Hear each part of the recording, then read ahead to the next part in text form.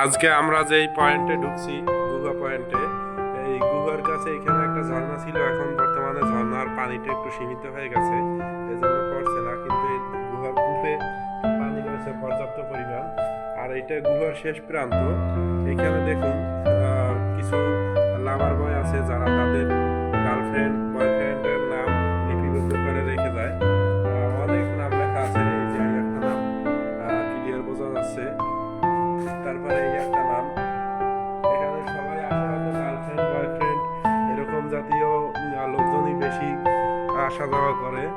এখানে দেখুন নামের অভাব নাই, পর্যাপ্ত পরিমাণ নাম। এখানে আমরা আজকে 3 জন, 3, 4, 5 জনের মতো আসছি আমরা। এখানে দেখুন নাম, পর্যাপ্ত পরিমাণে নাম লেখা আছে। এই যে প্রত্যেকটা দেয়ালে চতুর্পাশে গুহার নাম লেখা আছে। এটা কিন্তু আসলে খুবই একটা সরু রাস্তা। দেখুন কতটা চিকন পথ। যে দেখুন প্রত্যেক দেয়ালে কিন্তু নাম লেখা আছে। আর আমরা একটা জিনিস দেখলে বুঝতে পারি যে এখানে কিছু খারাপ লোকও সম্ভবত আসে, যার